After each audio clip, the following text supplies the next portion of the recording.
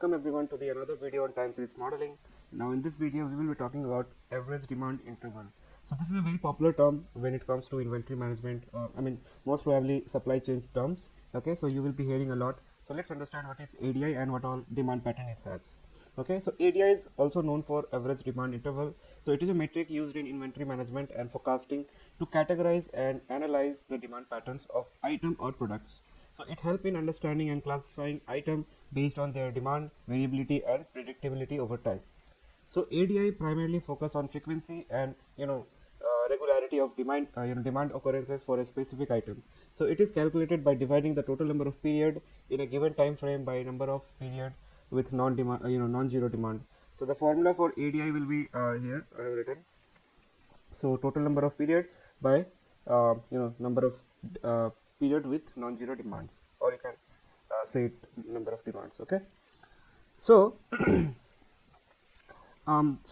this ADI metric provide insight into the demand patterns of item and help in categorizing them into different classes or categories based on their demand characteristics.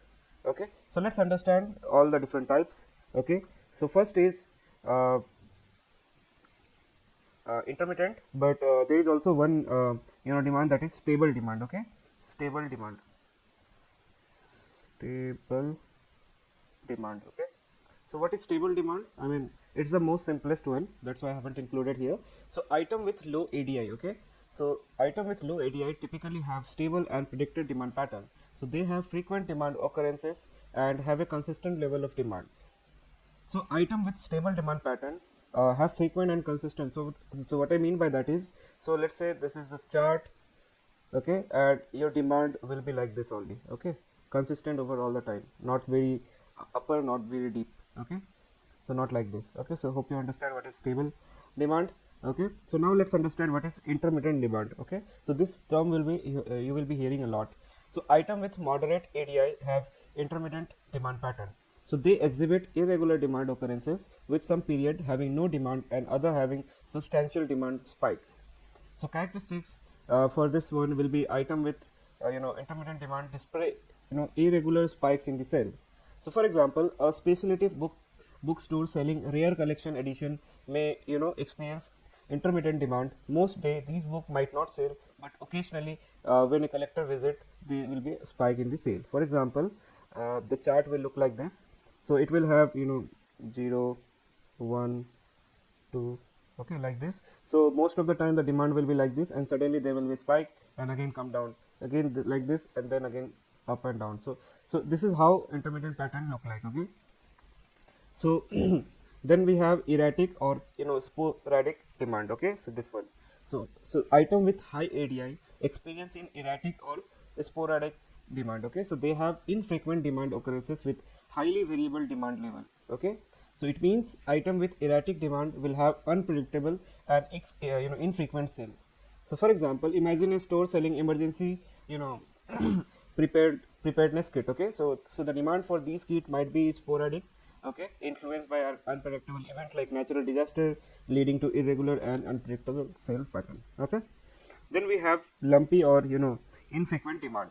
So for this one, lumpy demand refer to sporadic instances of high sale volume.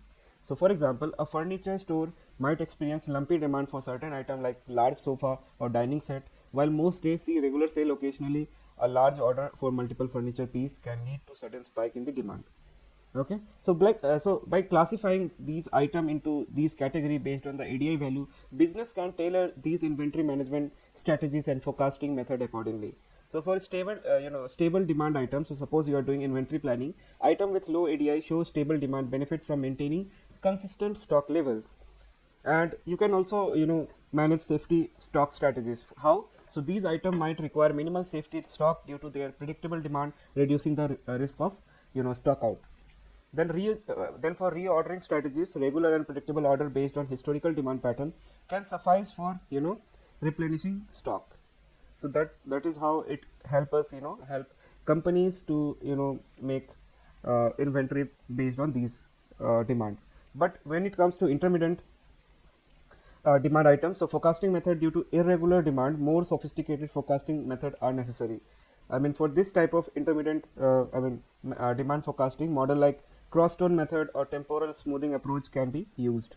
Okay, so for this, how can safety stock strategies will be used? So given the sporadic nature of demand, maintaining safety stock might be crucial to prevent stock out during unexpected demand spikes. Okay, then flexible replacement you can do. So you might have heard about agile inventory control method. They are necessary to quickly adapt to change of demand pattern. So suppose now the time is for festivals. Okay, so festival season is coming, so that time these model can understand the market quickly to adapt the demand pattern. Okay, so it's not like when the peak will start, that time your model is understanding that thing. No, so based on past years data, and suppose you are using past 2 years of data, so that time in the October or September month, there will be a spike of sales, right? So that time model will automatically understand, okay, this time the need of maintaining inventory should be high. Okay, you need to keep more item, was what you were keeping last month, more than that. Okay, so it will automatically understand and learn from the past events. So that is what these Croston method or temporal smoothing approach help us achieve. Then we have erratic and sporadic demand item. So in this, it's type of reactive inventory management, which item with high ADI require more reactive inventory management strategies, which means that due to the unpredictable nature of demand, allocating higher safety stock level help mitigating the risk of stock out. So employing dynamic forecasting approach or adaptive model that can quickly adjust to sudden demand changes, it's crucial. So overall strategy should be like, so understanding ADI aid in optimizing inventory level by segmenting items based on their demand characteristics, tailoring the forecasting model and method specific to each category help improve overall forecast accuracy. Then optimal inventory control strategies minimize excess inventory cost while ensuring sufficient stock to meet the customer demand. So by leveraging the insight from ADI categorization, business can implement more effective inventory management strategies, reducing stock out, minimizing the excess inventory, and improving overall operational efficiency. So this understanding the ADI help in applying these type of strategies to company supply chain department, and it will help reduce cost as well as allocation of different type of labor uh, into the factory. Okay, so this is why these type of things is used mostly in the logistics part. Okay, so you will get to know more in detail when we will be implementing all this thing through code. Okay, so hope you guys understood all this demand pattern and what it is used for and how it is used for. So thank you for joining, guys. See you in the next video.